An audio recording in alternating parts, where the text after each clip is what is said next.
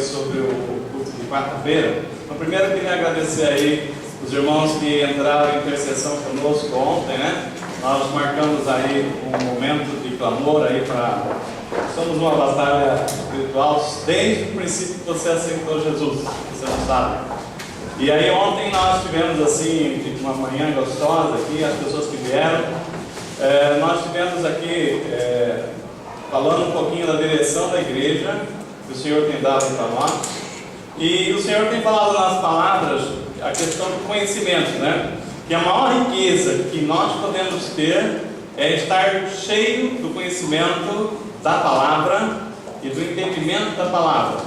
E isso nós pregamos aqui há 2, 3 domingos atrás, a palavra de Paulo, 1 Colossenses 1:9, né? Falamos isso aí.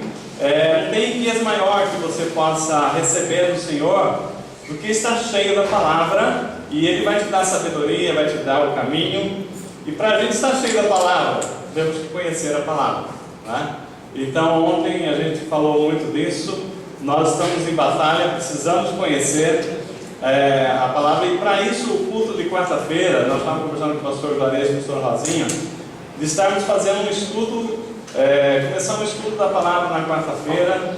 A Lilian uma vez falou assim, vamos fazer por módulos, né, que dá mais assim, foco, né, porque a Bíblia é tão grande. E a gente vai fazer assim, começar pelo princípio, falando do livro de Gênesis, né? Porque no livro de Gênesis estão todas as sementes do planejamento de Deus para com relação ao que Deus preparou para essa, o que é a espera da humanidade, o que Ele espera dos seus filhos. Então, se você vê o livro de Gênesis, se você entender bem o livro de Gênesis, ele dá toda a direção para a vontade de Deus, o plano de Deus na nossa vida. Então, nós temos assim, inclusive no ano passado a gente ministrou um pouquinho sobre a criação, e hoje vai dar um pouquinho da sequência. Mas assim, no culto, não é um momento de você praticar o estudo, porque o estudo você fixa quando você faz perguntas, né? Então imagina que eu estou pregando aqui, alguém fala assim, pastor, mas eu não entendi, e aquilo ali e tal. Então não é comum no culto haver assim perguntas e respostas. Mas se quer se aprofundar, venha nesse estudo. Inclusive, desde o outro ministério lá na Nikkei, eu tinha uma vontade de trazer assim alguns estudos assim, com alguma coisa assim de filme também. Por exemplo, eu estudava a Bíblia, mas quando eu assisti o filme dos 10 Mandamentos, já com um certo conhecimento da palavra, aquele filme ficou muito claro para mim, assim, olhando o cenário, como as coisas aconteceram, né? Você encaixava bem, você conseguia absorver aquele momento, aquilo que aconteceu. Então, por exemplo, eu tenho gravado aquele seriado do Rei Davi, por exemplo, os 26 episódios. Quem assistiu, é muito bom, muito bem desenvolvido. Então, no momento certo, a gente quer trabalhar aquilo, passando, explicando. Assim, uma coisa muito importante, né, nos filmes que você sentir de assistir, é você ficar esperto, porque muitas coisas são dramaturgia, né? Coisas para poder dar um enredo. Que nem esse seriado que está tendo de Jesus, o milagre de Jesus. O milagre existiu, mas a forma com que aconteceu, tem uma história toda que se coloca que, não é? O autor ele é livre para poder criar um enredo, mas o milagre aconteceu, certo? Então aquilo é verdade. Então a gente tem que saber separar. Então esse estudo, nós temos assim uma direção já do Senhor para esse módulo de Gênesis, né? E vamos fazer agora, começar na quarta-feira, das 8, uma hora de estudo, não queremos mais do que isso, né? Bem trabalhado, bem estudado, quem sabe terminando no máximo 9h30, começando às 8 e terminando às 9h30. Mas assim, uma coisa que nós queremos fazer, que o Senhor deu a direção para fazermos aqui na nossa igreja, é o seguinte: a gente sempre gravou os cultos e nunca aplicamos muito na disponibilidade desses vídeos, mas o Senhor abriu aqui os olhos para mostrar o seguinte, que nós vamos gravar, como nós estamos gravando esse culto, nós vamos gravar o vídeo, vai ter um vídeo gravado do estudo, e esse vídeo nós vamos disponibilizar ele na internet através da rede do Facebook, porque eu fiz lá, nós temos um grupo, 2 grupos, tem o grupo Família, a Igreja Batista da Família, né? Em Osasco, e esse grupo, a maioria tem 200 e poucas pessoas nesse grupo, mas tem pessoas da igreja e outros amigos também, que não são da igreja, mas são pessoas do relacionamento que também estão lá naquela lista. Mas assim, então nós vamos usar a postagem desse vídeo nessa rede, porque quem estiver no Facebook vai receber esse vídeo, vai poder acessar. Se eu não posso vir na quarta-feira, por alguma razão, chego do trabalho, estou trabalhando, estou estudando, você não vai deixar de ver esse vídeo, esse estudo, porque você vai poder na quarta-feira no trabalho, na quinta, na sexta, no sábado, no domingo, no máximo no domingo de manhã, vocês vão ver isso aqui, porque vai chegar no domingo e eu vou cobrar quem é que assistiu e quem não assistiu. Por quê? Desculpas temos aos montes. E também não quero que seja desculpa para você falar, bom, eu não preciso ir mais lá no estudo porque eu vou assistir por vídeo. Por quê? Você vai perder de participar, interagir, né? A pessoa que estiver no calor da apresentação vai participar, vai ter mais condições de sair daqui com entendimento. É lógico que você não pode estar, paciência, então você vai ver pelo vídeo. Tudo bem? Aí, para testar isso, eu já fiz eu fiz uma experiência lá. Eu peguei um vídeo da coreografia, né, da igreja aqui, em dezembro de 2012, se eu não me engano, né? Eu estava lá com uma filmagem, eu percebi aquele momento bonito e falei assim, olha, eu vou preparar. Preparei, subi e já está à disposição. Quem viu aí? Vamos ver. A Jéssica viu? A Helena viu porque eu mostrei aqui, né? Mas assim, isso aí eu disponibilizei no grupo da Batista da Família, e também eu criei um outro grupo, né, eu pensei o seguinte, chamado o grupo da igreja, o IPFO, ou seja, pessoas só da igreja mesmo. Por quê? As pessoas que estão naquele grupo da Batista da Família, tem muitas pessoas que não são da igreja, então eu tenho um outro grupo dentro da minha rede, que eu vou postar coisas assim só da nossa igreja, amém? E outras pessoas às vezes não precisam estar, né, com conhecimento, mas enfim, e com isso também nós vamos alcançar a igreja lá de Sorocaba. A irmã Sérgio, por exemplo, aliás eu fiz um chamado para o evento de ontem, né? Quem viu o chamado para o evento de ontem?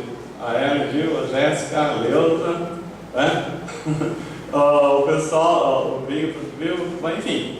Então, a primeira coisa que eu gostaria que você se colocasse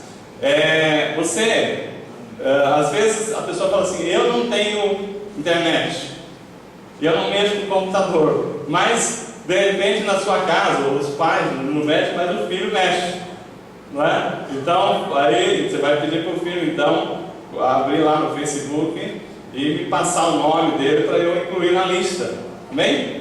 Então, você, claro, não tem internet, então eu vim aqui presencialmente, melhor ainda, né?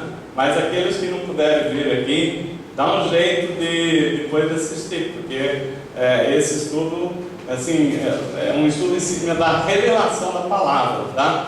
Então, muito bom.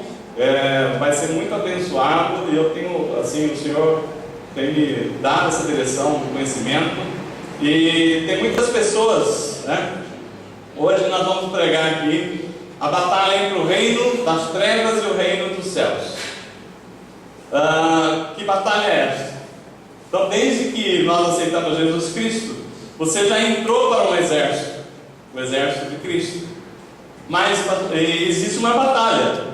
Nós vamos falar sobre essa batalha. Aonde que ela começou? Está lá no início, está no princípio de tudo que começou toda essa história. Nós vamos ver hoje a pregação para ver essa origem, né? Aí, nós estamos em batalha, mas uma batalha que já vencemos. Cristo venceu por nós. A palavra diz que as portas do inferno não prevalecerão. A igreja de Cristo está marchando e a porta do inferno não prevalecerá. Por quê? Porque Jesus já venceu a morte e o pecado, amém? E aí, nós já entramos numa batalha com a certeza de que a vitória é nossa. Mas tem muitas pessoas que falam assim: mas pastor, que batalha é essa? Eu não entrei em batalha nenhuma. Eu quero dizer para você que não existe pessoas neutras. Não existe. Se você está no exército de Cristo, tá? Ou você está no exército das trevas. Então, se você está no exército de Cristo e ainda não acordou, foi um termo usado aqui, né? Tem pessoas dormindo. Você já pensou aquela pessoa que está dormindo, acorda, abre a porta, ainda está saindo para a rua enxergando o olho, né? Ontem o Rafinha, né? Ela acordava ele meio assim, com barulho assim, e ele ficou uns 15 minutos assim, né? Esfregando o olho, ainda não sabia o que estava acontecendo e tal. Você já viu essa situação? Que você acorda você assim, meio, né? E você sai, o que está acontecendo e tal. Tem pessoas que estão saindo assim, botando a cara para fora, dormindo. E vai levar chumbo, não é por acaso que tem muitas famílias sendo assim atingidas, né? Muitas brechas, porque nós temos o conhecimento da palavra, temos que do nosso mão o poder de Deus, mas nós não estamos usando, por quê? Por falta de conhecimento. Então, nós temos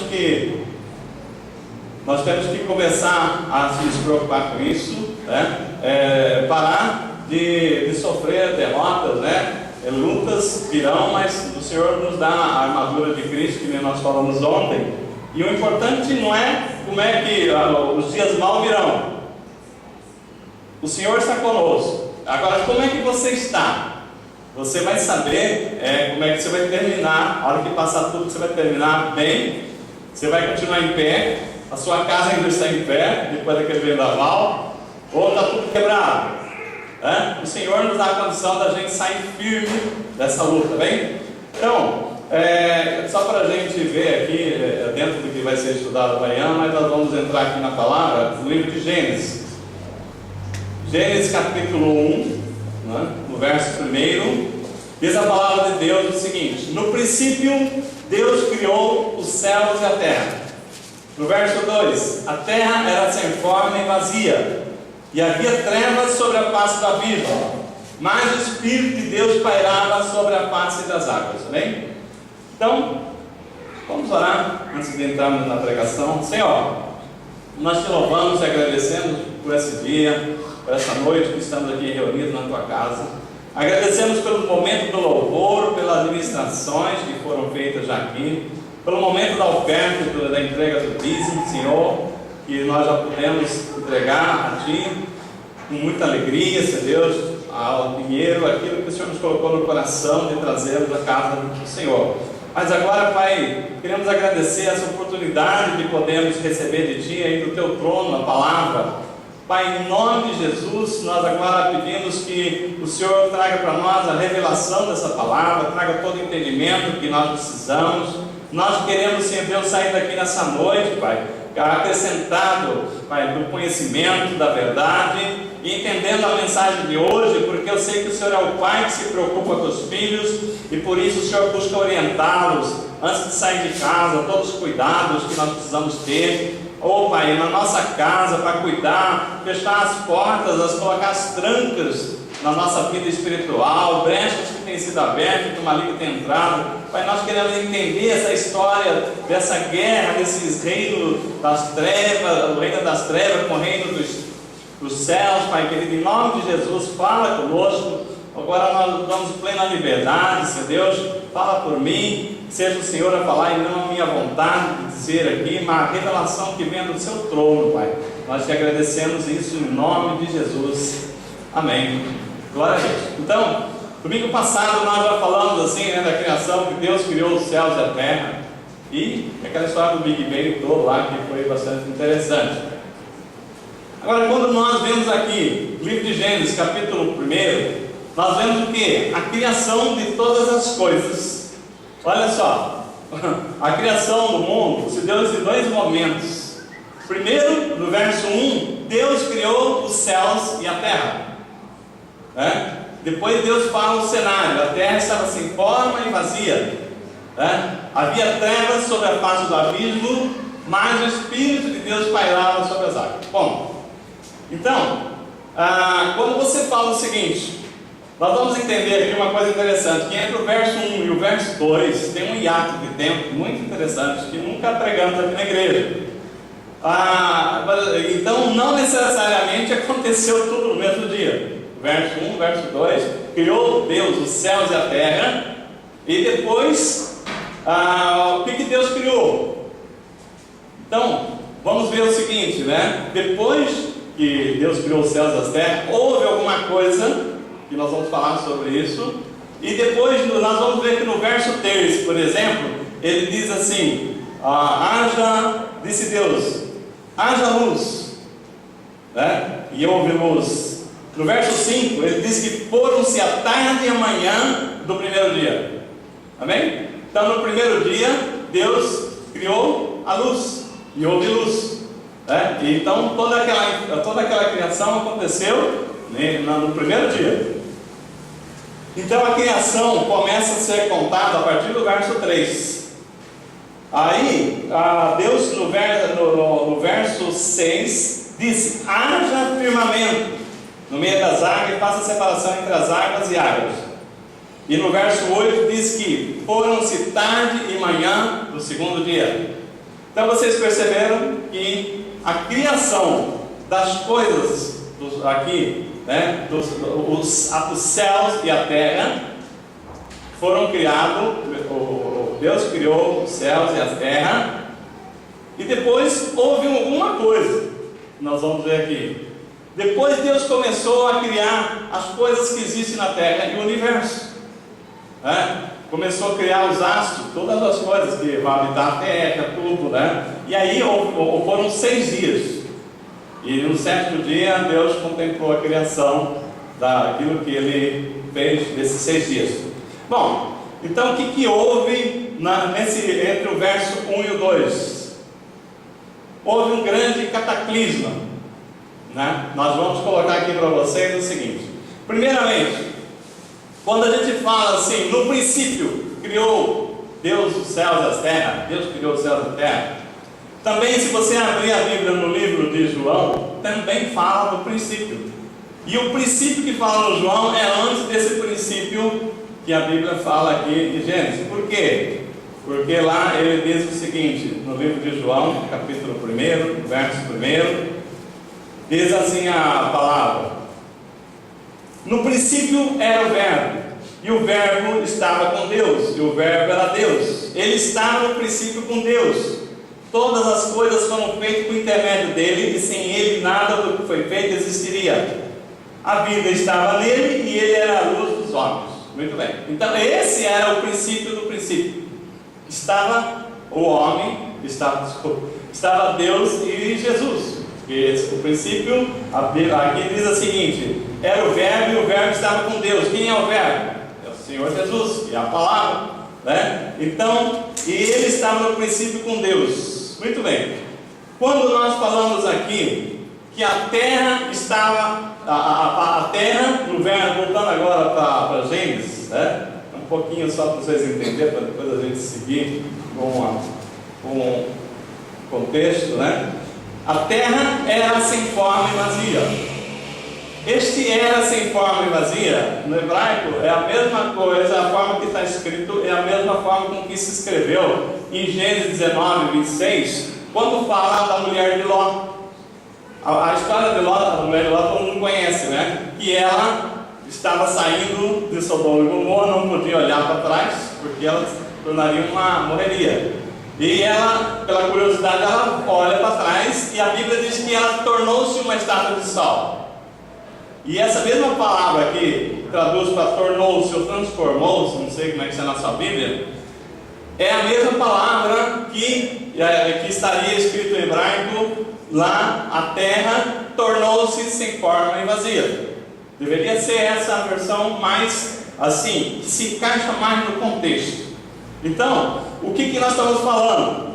Que a terra era sem forma e vazia. Vamos ler: a terra tornou-se sem forma e vazia.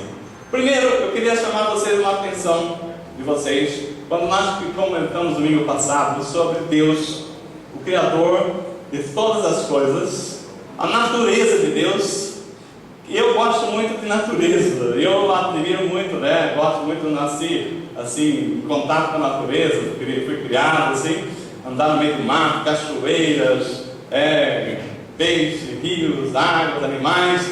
Então, é maravilhoso contemplar a natureza, não é? Quem já teve lugares, você pega assim, coisas que você não acredita, né? Como que a natureza, como é que Deus fez uma obra tão bonita. Então, a natureza é coisa maravilhosa. E aí nós conseguimos enxergar o Criador, que é um Deus maravilhoso, um Deus fantástico. Então, você conhece a revelação da pessoa, se dá pela sua obra. Como a pessoa a gente conhece pela sua obra. Por exemplo, se uma pessoa estivesse com um sentimento de sensualidade e desejos lascivos, né? Pornografias, e ele fosse um pintor e fosse pintar um quadro de uma mulher, como é que ele pintaria? De vestido, de cabeça aos pés, de biquíni, de repente de fio dental, ou talvez até nua. Por quê? Aí você vai ver o seguinte: pela obra revela o caráter e o sentimento do autor. Aí eu pergunto: Deus que nós conhecemos, um Deus fantástico, criador de tantas coisas maravilhosas, cheio de conteúdo, como é que ele poderia ter criado uma terra sem forma e vazia? Isso aí é obra e rastro de quem? De Satanás, né? Então, quem é que, quando você vê trevas, abismo, é rastro de obra de Satanás? Então, como é que é essa história? Então, Deus, no princípio, Deus criou os céus e a terra. E depois, no verso 2, ele fala assim: e a terra tornou-se sem forma e vazia. E havia trevas sobre a face do abismo, e mais o Espírito de Deus pairava sobre a terra. Mas aqui, irmãos, nós estamos falando o quê? Do rastro de Satanás. Nós vamos falar o seguinte: onde começa o reino das trevas? É bem lá atrás, antes do verso 2.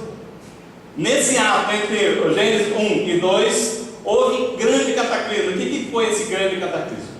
Quando Deus criou os céus, e a Bíblia não trata isso, mas depois você vai lendo, estudando a Bíblia, você entende que os céus foram também, não está na Bíblia, mas o céu foi povoado por anjos, arcanjos, querubins e serafins, né? Seres celestiais, mensageiros da ordenança e executores das ordens de Deus.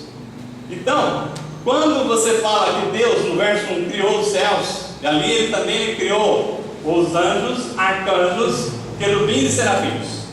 Não vamos entrar aqui em profundidade, mais para frente no estudo bíblico nós vamos descer mais em profundidade. Mas assim, para pegar o contexto desse tema de hoje, serafins e querubins são aqueles anjos em forma de homem que têm asas. Tem os anjos que são as pessoas que são anjos do Senhor, que eles falam assim que é anjo, você nunca sabe se é homem ou mulher, porque ele não tem sexo, né? Pelo menos é o que a Bíblia nos mostra, né? O entendimento dos seres celestiais. Mas depois fala dos arcanjos. Tinham 3 arcanjos. Arcanjos são anjos chefes. Então nós falamos na Bíblia, nós aprendemos, se você depois mergulhar em entendimento aí, você vai ver que tinha o arcanjo Miguel. Quem era o arcanjo Miguel? Ele era o responsável pelo exército dos anjos, né? Então ele tinha lá 1/3 dos anjos com ele. Era 1/3 dos anjos cada um. Então 1/3 dos anjos estava com o arcanjo Miguel.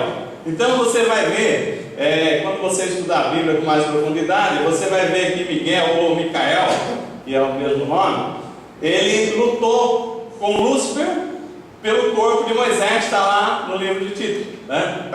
Tito.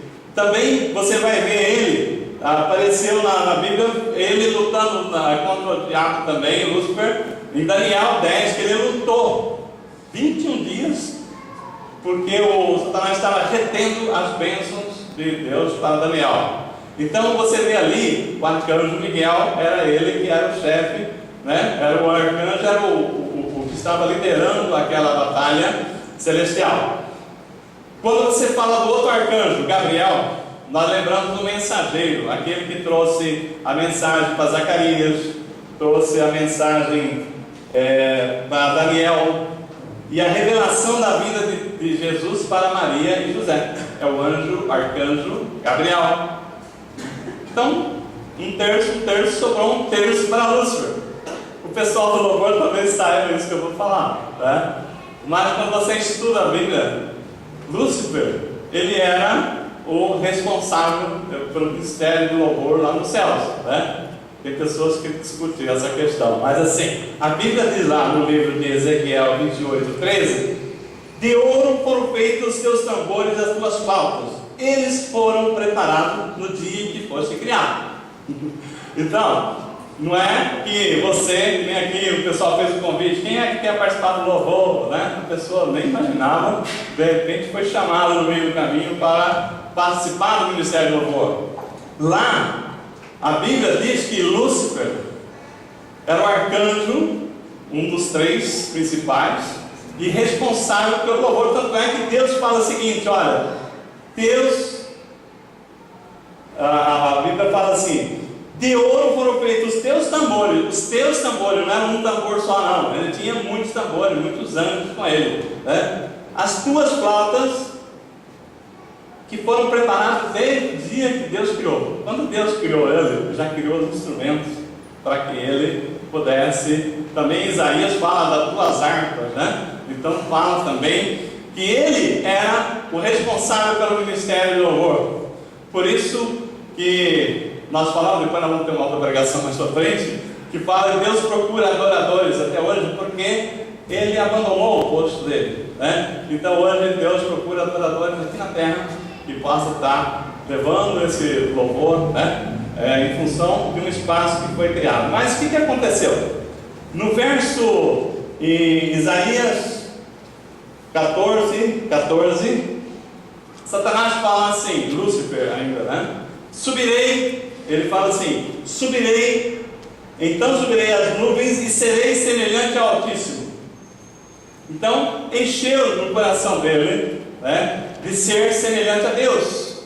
Inveja, motivo de inveja, de querer ser igual a Deus. Ele falou assim: olha, subirei as nuvens e serei semelhante ao Altíssimo, né? Então, aí nisso, só que Deus falou negativo, né? Negativo. Então, contudo, será levado ao Seol, aos mais profundos do abismo. Então, naquele momento, ele foi condenado às trevas.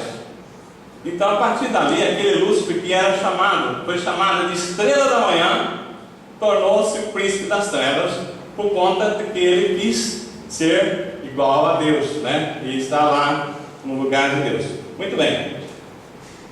Esse foi o grande cataclisma que aconteceu. Lúcifer, que caiu, né, do seu posto, e com ele levou um terço dos anjos, que são os demônios. E a partir daí, a Bíblia trata Lúcifer como Satanás, porque Satanás representa inimigo, né? O inimigo das nossas almas, aquele que quer nos destruir. Satanás representa inimigo, né? Lúcifer é o nome dele, bíblico que está aqui. Mas o que nós estamos vendo? Para onde veio Lúcifer com seus anjos caídos? Para a terra. E aqui ele montou o seu quartel-general, né? Então fez o estrago que fez, porque ele é o príncipe das trevas. Então eu creio que Deus havia feito, né, no verso 1, criou Deus os céus e a terra. Não foi essa terra que está no verso 2 que Deus criou, mas aquilo ali já é marca, já é rastro de Satanás aqui na terra, né? Trazendo destruição, trevas, abismo. Quando a gente fala abismo, é caos, né? Abismo e caos, tragédia, né? Então nós estamos falando aqui o seguinte: Lúcifer veio para a terra e estragou aquilo que Deus deve ter feito com uma obra-prima. Mas, quando fala no verso 2, havia, então, a terra era sem forma e vazia, havia trevas sobre a face do abismo, mas o Espírito de Deus pairava sobre a face das águas. O que nós vemos aqui? Deus com um plano para iluminar a terra.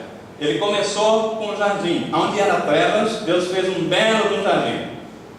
Colocou ali plantas frutíferas, ervas, e a presença de Deus, todo dia, no viramento, iluminava o jardim do Éden. E o homem foi feito à imagem e semelhança de Deus, então não precisava de luz, porque o homem era semelhante a Deus, era a luz. Então, qual que era o plano de Deus? A terra estava sem forma e vazia, havia trevas sobre a face do abismo, mas Deus, Ele já planejou começar no jardim do Éden, que nós chamamos de paraíso. Esse é o plano inicial. Falou assim: eu colocarei lá o homem e a mulher, e a missão, multiplicar e encher a terra. Então eu fico imaginando o plano de Deus lá no céu, assim sentado lá e vendo aquela terra toda escura, mas calma que vai pouco tempo nós vamos iluminar aquela terra com a criação do homem, igual à minha semelhança, né? Então eu vou iluminar aquela terra. Porém, ele imaginava o seguinte, né? O jardim do Éden tinha um certo tamanho. À medida que a família de Adão ia se multiplicando e a missão era encher a terra, ele ia expandindo. De repente, a terra estava clarinha ali num ponto. Aliás, falando em clarinha num ponto, uma coisa interessante eu vi antes de o Senhor me inspirar essa palavra. Saiu nos jornais da semana uma foto de Marte, um ponto luminoso. Alguém viu isso aí no jornal? Viu? Interessante, né? Mas assim, não tem nada a ver com a palavra, mas só trouxe assim, a lembrança. E eu fico imaginando Deus olhando para a terra, o jardim do Éden iluminado, e aquele jardim expandindo, daqui a pouco estaria todo iluminado. Mas não foi bem assim, né? O homem desobedeceu a Deus, porque Satanás, né? Porque ele era o guardião, e ele viu lá um homem no lugar dele, e aquilo que ele tanto queria ser a imagem de Deus, Deus fez o homem a sua imagem. E ele falou assim: mas não pode, vou derrubar esse cara. Então ele planejou ali, e no pecado de Adão e Eva, o homem, ao pecar, ele deixou de ser a imagem e semelhança de Deus. Portanto, tornou-se trevas também naquele momento, porque ele não é mais luz. O homem não é mais luz. Então tornou-se trevas, e o homem sem Deus, de acordo com o que nós falamos no domingo passado, o homem então passa a ser a semelhança de quem? De Satanás, espiritualmente falando, né? Sem forma, mas no formato de Deus, em trevas, né? Vazio, porque Deus deixou um espaço tremendo, que é ocupado por Deus, ficou vazio, com trevas e abismo. Abismo é o caos, é a falta de conseguir viver em paz com seus irmãos. E aquele pecado da inveja de Satanás já surgiu efeito na família de Adão logo no primeiro filho. Caim, com inveja de Abel, matou Abel. Caos. Então ali já criou um abismo, né? Então nós vemos o seguinte, que dentro desse plano de Satanás de assim, manter a terra em trevas, nós temos um Deus querendo iluminar a terra. Por isso, nós falamos hoje da grande batalha do reino das trevas e do reino da luz. Então, quando nós vemos assim, Deus, né, no seu plano maravilhoso, ele começa aqui, nós vemos no livro de João, 1 João, ele fala o quê? Que Jesus era a luz dos homens, não é isso? Primeiro capítulo do livro de João, ele fala o seguinte: no princípio era o verbo, e o verbo estava com Deus, e o verbo era Deus, e ele estava no princípio com Deus. Todas as coisas foram feitas por intermédio dele, sem ele nada que foi feito existiria. A vida estava nele, e ele era a luz dos homens. Então, Nós começamos vendo aqui no verso 4 que a vida estava em Jesus e Ele era a luz dos homens. Quando você vai lá para Romanos 8, 28, fala que todas as coisas foram feitas para o bem daqueles que amam e temem a Deus, para aqueles que foram chamados, para aqueles que foram chamados. Deixa eu pegar aqui o restante. Olha aqui, ó. Sabemos que Deus faz com que todas as coisas concorram para o bem daqueles que o amam, dos que são chamados segundo o seu propósito. Então Deus tem um chamado e tem um propósito para cada um de nós. Pois os que conheceram por antecipação também predestinou. Para que é que Deus predestinou o homem? Para serem conforme a imagem do seu Filho, a fim de que ele seja primogênito entre muitos irmãos. Então Deus nos chamou do reino das trevas para o reino da luz, nos capacitou, e Ele tem um propósito, que nós sejamos a imagem semelhante de Jesus. Então Jesus é luz, o homem então deve ser luz. Então Mateus 5,14: vós sois a luz do mundo. Então Jesus já fala que nós, as pessoas, os seus discípulos e aqueles seus seguidores, vós sois a luz do mundo, não se pode esconder uma cidade situada sobre o monte. E no verso 16 ele diz assim: assim resplandeçam a vossa luz, para que os homens vejam a sua boa obra e glorifiquem o nome do Pai que está no céu. Então voltamos nós para o plano de Deus aqui.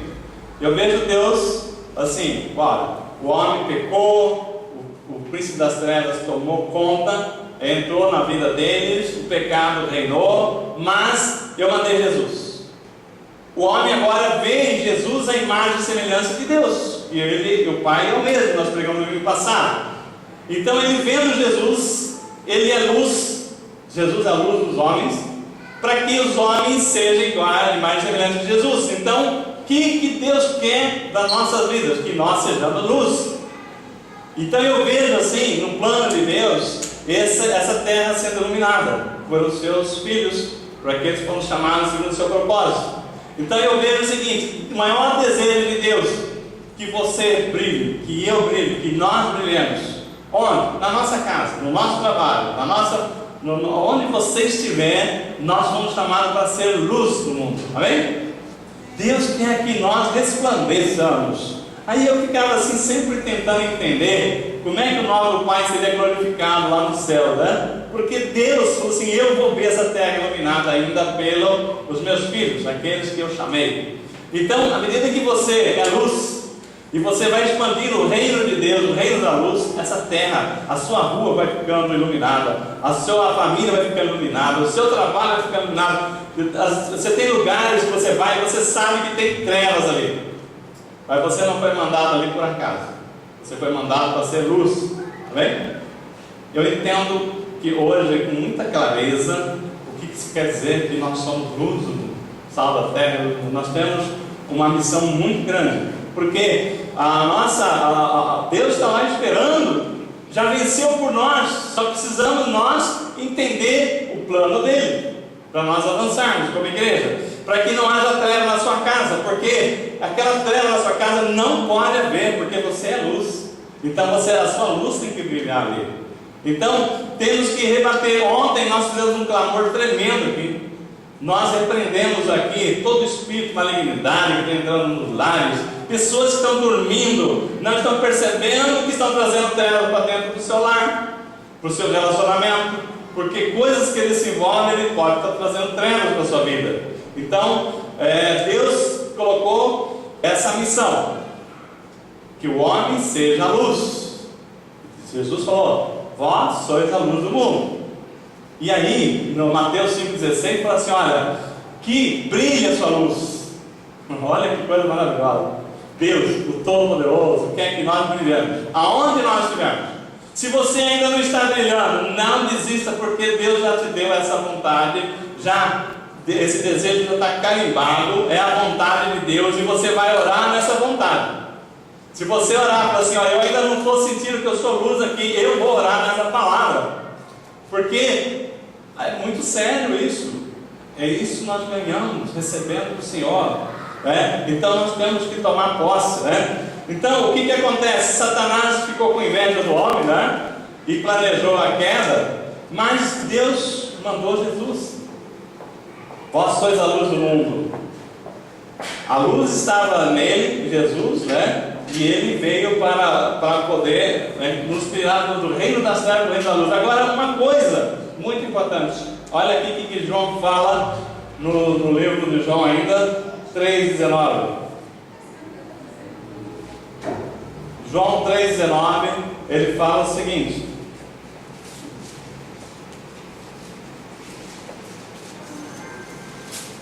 a palavra do Senhor diz que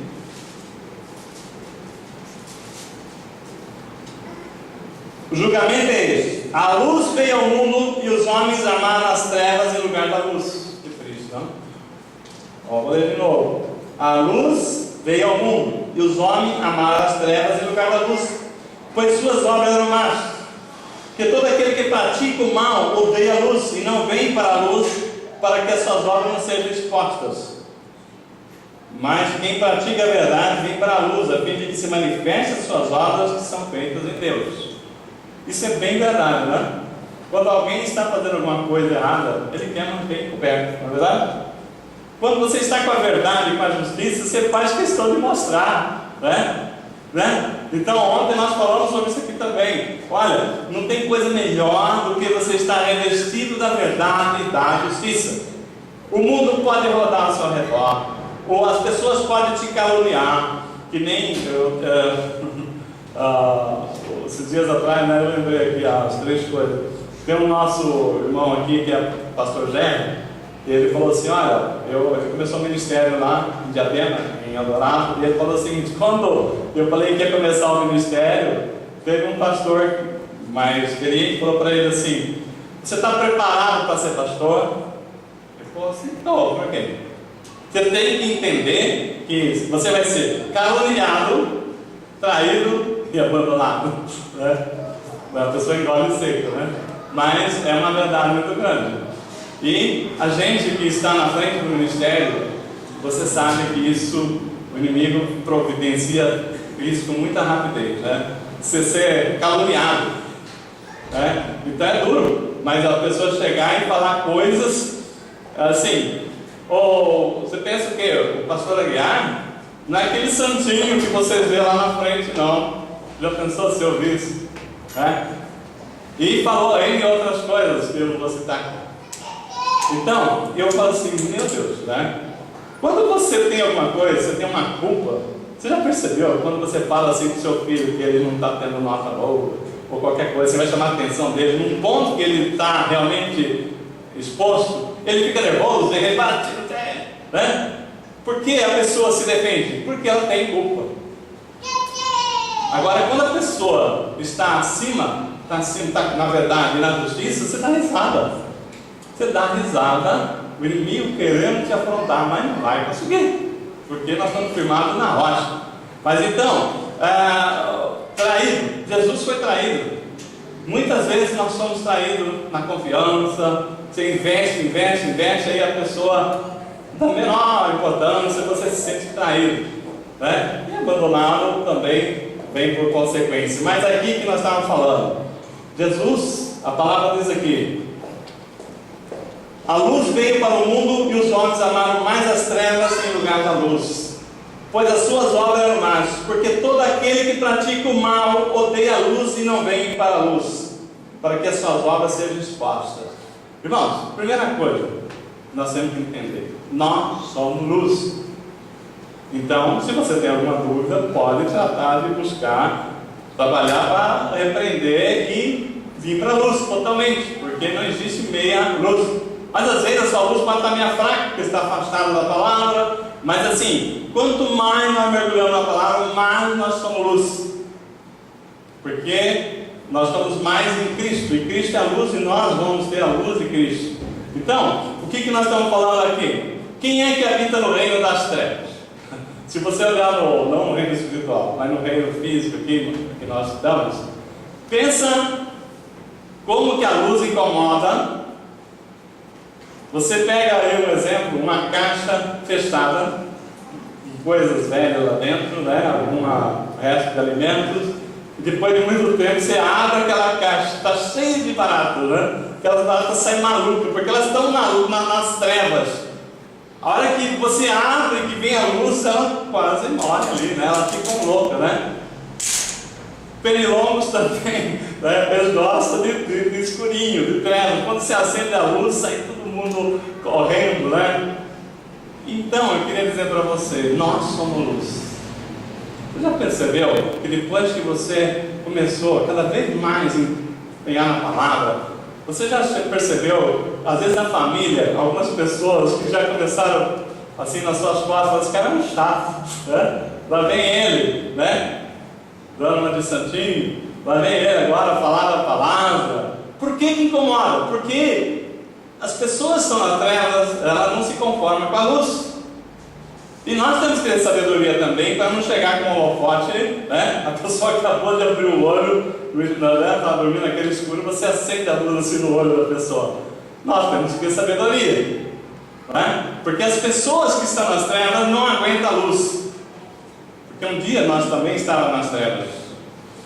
E Deus é sábio, a própria natureza nos mostra isso. Porque a palavra diz que a vereda do justo é como a luz da aurora, que vai brilhando, brilhando, brilhando, até tornar-se dia perfeito. Nós também, nós somos tratados assim. Então nós não podemos querer também que a pessoa bota a luz no olho dela, né? E quer que ele abra o olho. Mas nós precisamos chegar. Nós temos que saber essa verdade, que muitas pessoas, às vezes, no trabalho se incomodam com você, não é por acaso, porque nós somos luz, e a luz incomoda as trevas.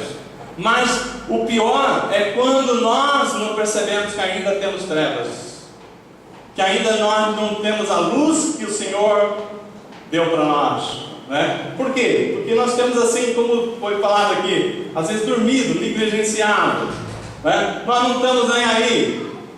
Nós não estamos nem aí com a palavra de Deus, ou melhor, é gostoso ouvir, mas praticar, né? São outras coisas. O culto termina, chega na segunda-feira, tá bom, entendi, mas né, depois eu começo, mas o Senhor está falando o seguinte: a luz vem para o mundo e os homens amaram as trevas em lugar da luz, pois as suas obras eram más. Todo aquele que pratica o mal e odeia a luz, não vem para a luz para que as suas obras não sejam expostas. Não está na hora da gente começar a expor aquilo que a gente tem guardado, né? Então, João, 1 João 2, de 3 a 11, né? Diz o quê? Aí nós não vamos no livro, vamos na primeira carta de João, do versículo 3 a 11. Ele diz, primeira carta de João,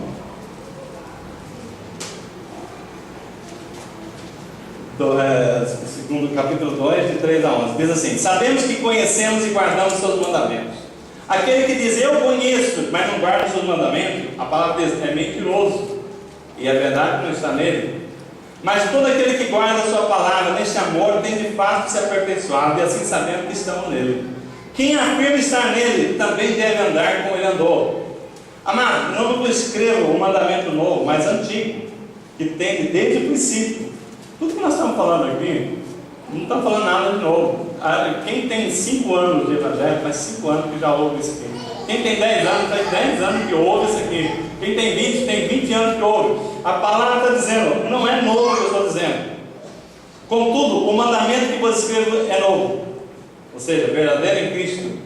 Pois as trevas vão passando e já brilha a verdadeira luz. Aquele que diz está na luz, mas odeia o seu irmão, até agora está nas trevas. Irmãos, como é que pode a pessoa estar na igreja, conhecer a palavra e não conversar com a outra pessoa? Olha, até você não ter amizade é uma coisa, mas você odiar ao ponto de querer fazer um mal para essa pessoa. Esses dias mesmo tive uma experiência desse jeito. A pessoa já foi ministrada, que eu mesmo ministrei, já falei do amor de Deus, do perdão, de tudo, né? Aí tem uma outra pessoa que está abaixo dela, que está com problema, fala assim, vamos dar um novo tempo, vamos recomeçar. E a pessoa está assumindo um compromisso, mas a pessoa está tão amargurada, tão assim, sedenta de raiva, de ódio, que depois de tudo ela não concorda com nada disso. Essa pessoa não merece nada. Então, mas chegou a um ponto que eu tive que falar para essa pessoa assim, agora para um pouquinho. Agora eu vou dizer para você, se você estivesse no lugar dela, que eu estivesse falando para você, que você não está mais me agradando, e que por tudo que você está fazendo eu não quero mais, e que vou dispensar você, e você fala assim, cai a sua ficha, me perdoa, eu vou melhorar, e falar, não tem outra chance, mas não tem mais chance. Eu tive que chegar nesse ponto, e a pessoa, então a pessoa que conhece a palavra, chegar nesse ponto de guardar rancor, está nas trevas, não é? Não está na luz. A Bíblia diz aqui, aquele que diz, pois vós estão nas trevas, né? Aquele que diz que está na luz, mas odeia o seu irmão, ainda está nas trevas.